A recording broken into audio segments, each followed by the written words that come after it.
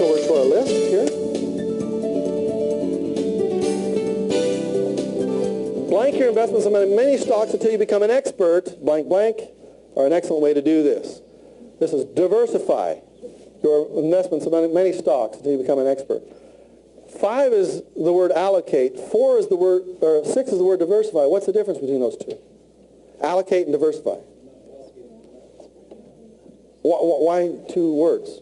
Allocate is to separate into 3 kinds of investments: mutual funds or stocks, bonds, and cash. That's allocation. But inside those groups of stocks, you need to diversify. You should never buy one stock. You should probably invest in 7 or 8 different stocks, because if one wipes out, you have the other ones to kind of keep you careful. Mutual funds are an excellent way to do this. You can invest in individual stocks, but much better for you to be doing mutual funds. Next point here, number 7. I want you to track an imaginary portfolio. If you don't have money, if you only got $100 to get started with and $25 a month, I'm going to ask you to turn on your awareness a little bit more by doing what I call an investment challenge. And I'm going to ask you to select 3 kinds of investments: the money market account, some stocks, some specific stocks, and some mutual funds, and to pretend like you got $100,000. Just make it up out of the air. If I had $100,000, where would I put it? Because one of these days you will, won't you? Yes. If you don't now, you're going to. Yes. So I'm going to ask you to pretend like you're rich already. And I'm going to ask you to allocate your money over these 3 kind of classes. Write down the names of the companies you're picking.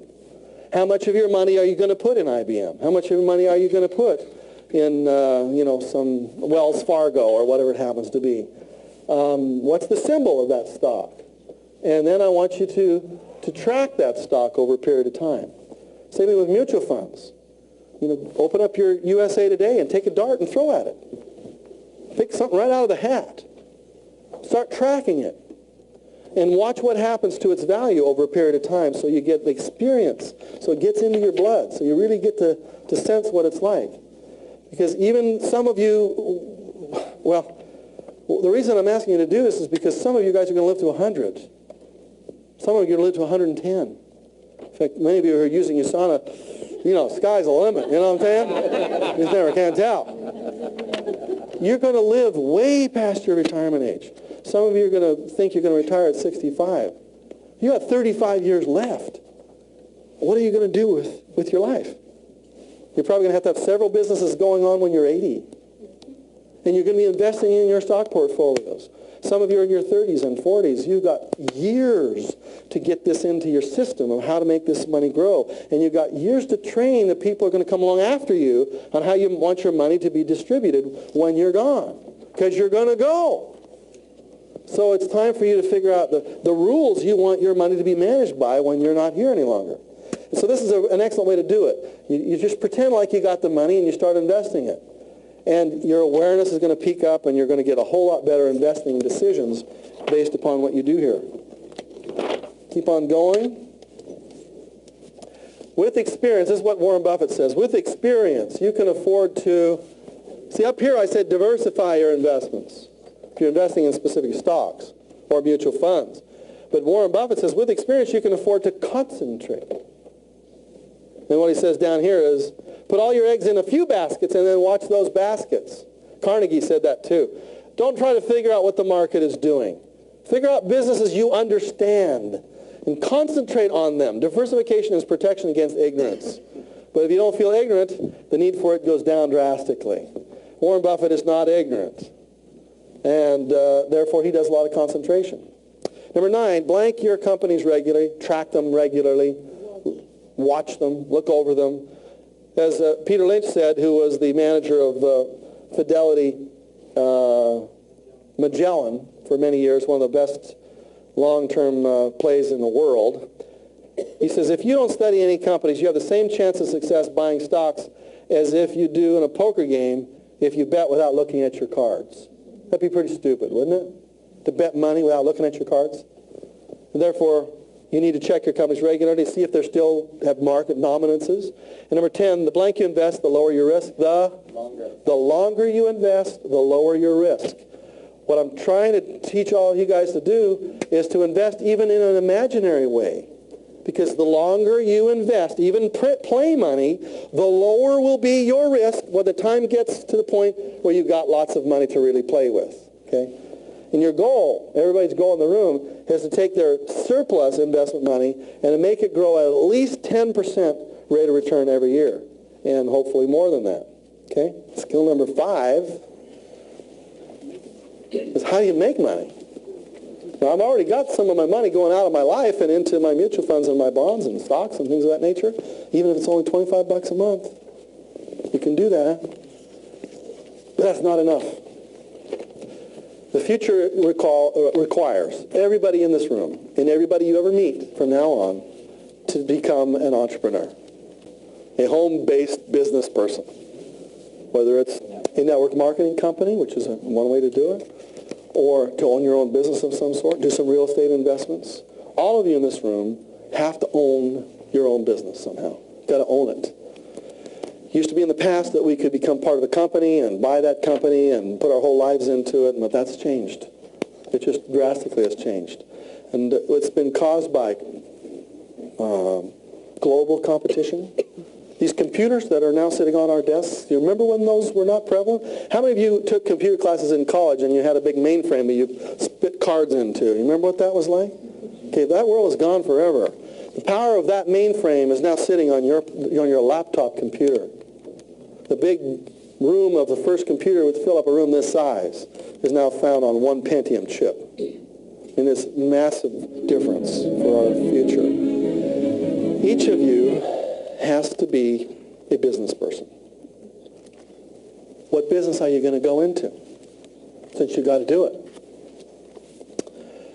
Well, we're going to talk about skill number 5 here in just a moment, and that's the skill of creating wealth flowing to you from your own operation of a business, whether it's a service that you provide for somebody, or whether it's a widget that you're selling, or whether it's information that you're trying to market.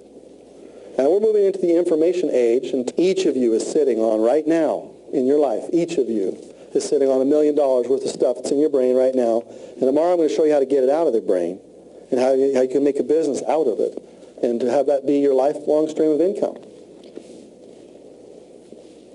But we need to focus right now on which of those 3 you want to do. Do you want to be a provider of information, a provider of service, or a provider of widgets?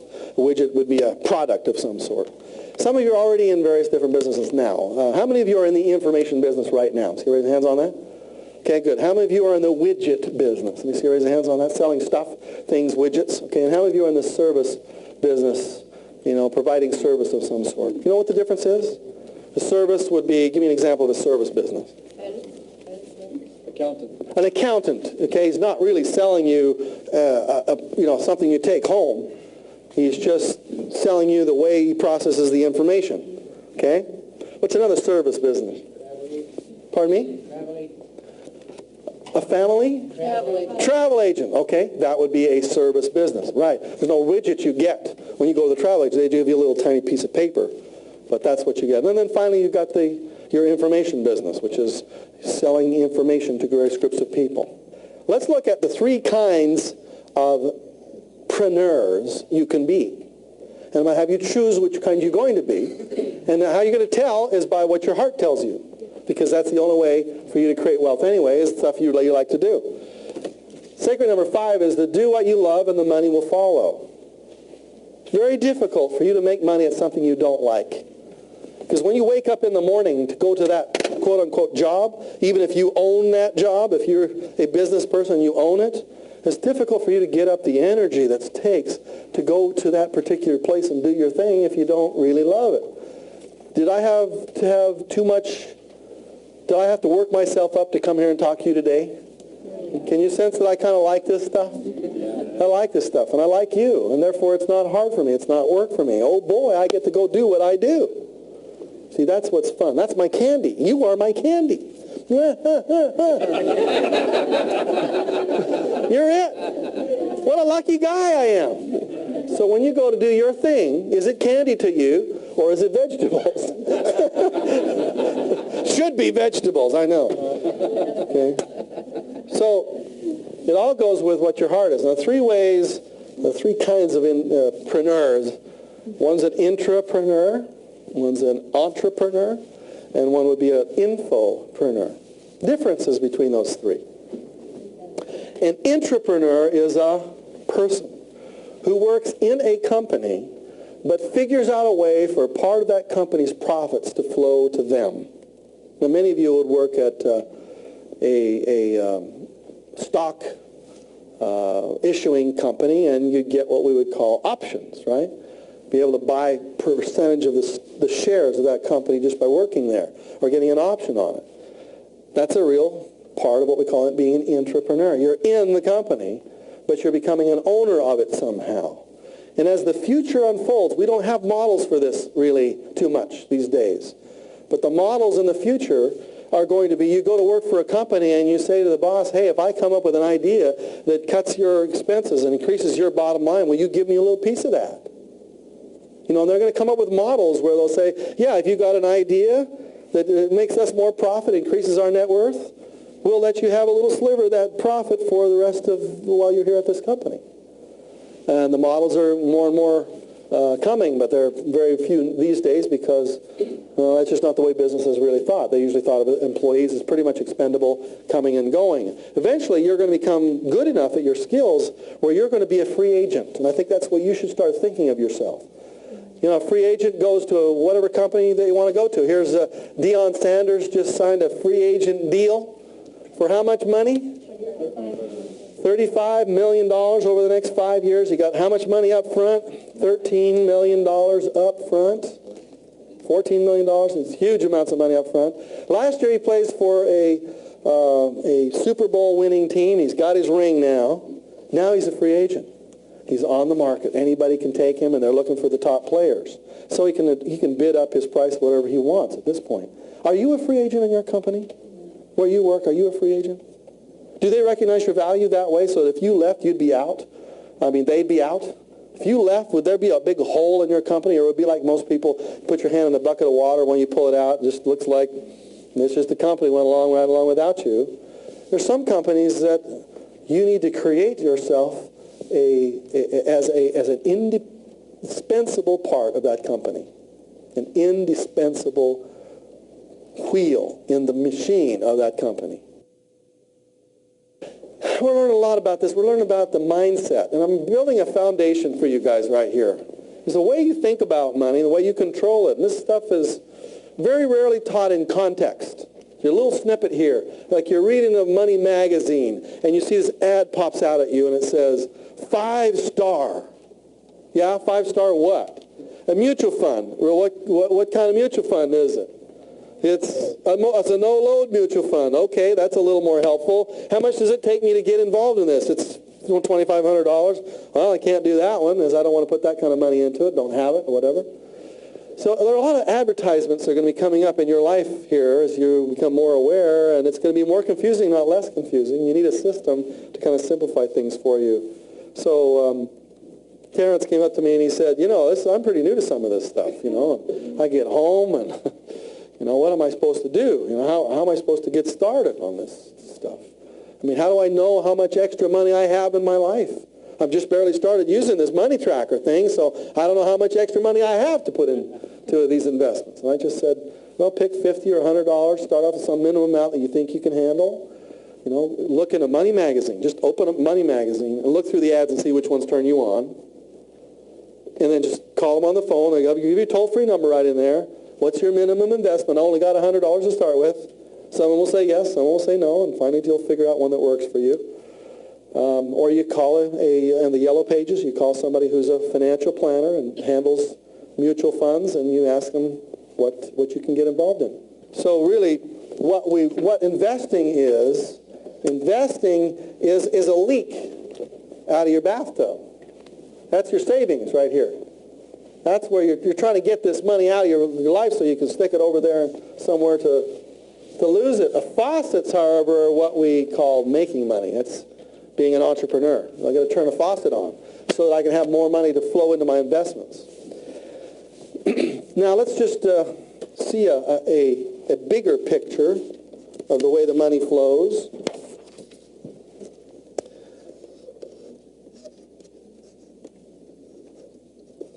There's our two faucets, and the money's flowing in here, and the money's leaking out here at the bottom.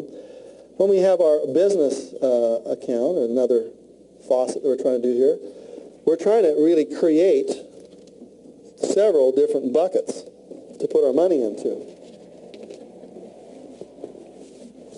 Looks like a cartoon, doesn't it?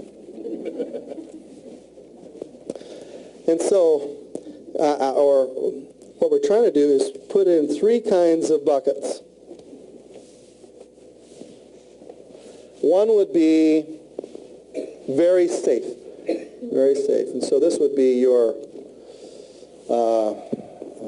what you call your emergency funds. Every one of you should have, 3 to 6 months worth of cash on hand, just in case there's an emergency. And you want to put it into very safe, very liquid kinds of things. The rate of return would be really low, 3 to 5%. And as soon as your bucket has filled up with money in that category, that little bucket, this overflow of money out of your life, then when it overflows into your next bucket and pours into your next bucket, which would be what? Pardon me? Sort of safe. Sort of safe. Okay, sort of safe. Something that's a little, that's a good way to say it. I like that. And once that one's filled up, then what are you going to do with this last chunk here?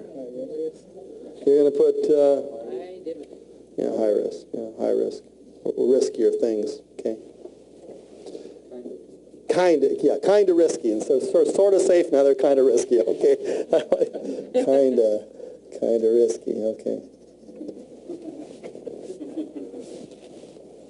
Well, most of us don't do is first of all, we don't know how much money we have left over in here. Therefore, we very rarely have these other buckets that we're putting money into. Very few Americans or North Americans have any money put away aside at all. Their net worth is only found in their house because they had to make a payment or they went in foreclosure. That's where the most net worth is found for most people. All of you should have 3 to 6 months in this stuff, and then it overflows into these other things. A lot of times people will put, big chunks of money into a stock like a flyer. They're going into some hot tip that somebody gave you. You only want to put a certain percentage of your stuff in high risk, maybe a smaller percentage. And you want to have more of your percentages up in this area right there. Now, that's the investment categories. What we want to talk about now, and getting further in the detail, is how do I turn on the faucets? Turn on the faucets. Because all of wealth is a process of turning on faucets and plugging leaks. That's all there is to it. Turn on faucets and plugging leaks. And most of my whole career was about turning on faucets. But it never was about plugging leaks.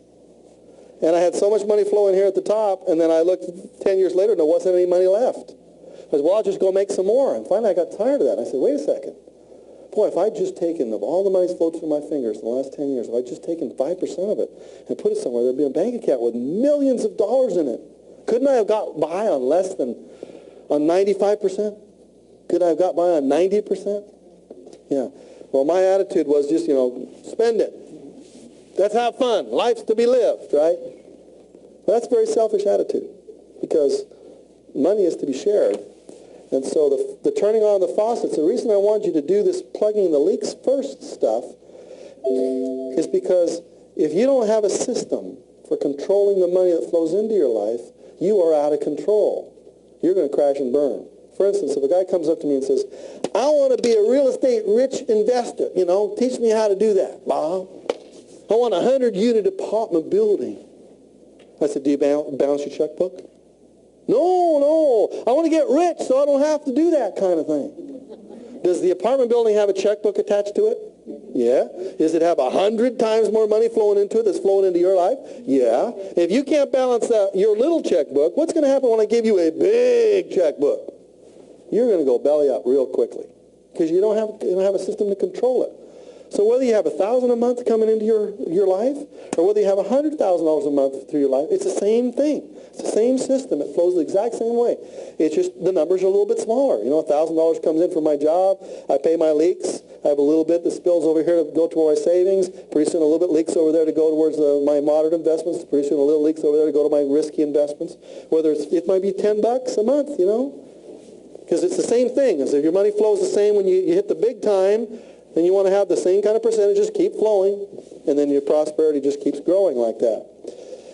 So plugging the leaks is one of the most critical skills. Unfortunately, it's not enough, is it? Because many of you are pretty good at plugging leaks. You're into budgeting and taking the pennies and all that kind of thing. That's not enough by itself. You have to know how to turn on the faucets. And you can be one of three people. You can be an intrapreneur, as we were talking about earlier. You can be an entrepreneur, which is a person that does widgets. Or you can be an infopreneur, a person that markets information. A person, how many of you are involved in USANA again here in the room? Let's just get a, okay, so you guys are intrapreneurs, aren't you? You are an intrapreneur. You are linked with a company called USANA, and that company sells a product, delivers a product, and yet you receive profits from that, don't you? You've got a stream of income that flows to you because you're an independent distributor of that company. You are an entrepreneur inside a company called USANA. You're an intrapreneur. Somebody came up to me just a minute ago and said that 3M has a program where you can spend a certain amount of time every day on your project, and 3M will even, according to him, fund some of the projects as long as they end up with pieces of the profits that come from the deals that are created out of 3M. So a lot of companies are now moving towards that kind of a model because that's where the future is going. The future is everybody's controlling their own money. They're all entrepreneurs or entrepreneurs. So key is I got to find something I love to do. If you don't love to do it, then find something you do love to do. How do you find out what you love to do? We'll take a little sidetrack on a concept I call purpose. For many people who've never heard me talk about this before, it's really kind of a revelation. It was to me. I remember the first time I lost a lot of money. It's 1986. Almost 10 years ago. It'll be 10 years ago in February, this coming February the 13th. I was working on at about 3 o'clock in the afternoon. That's when it happened. And I was doing extremely well. The people were sending me lots of money. I was on a royalty relationship with a lot of companies that were marketing my products. They were sending me anywhere from $50,000 to $100,000 a month. And I just get a check every Tuesday. And I didn't even have to show up at the seminars. They just sent me the money. This was good. This was good. This was very good. I enjoyed it. The money just flowed in. I didn't take care of it. Doggone, I just wish I could go back 15 years ago. Start that thing all over again. Be a different 15 years for me. Well, in 1986, a few things happened. A couple of competitors came out, started selling nothing down real estate seminars on the TV. Many of them are still on the TV. They're all my graduates, people that worked for me. Basically, literally lifted those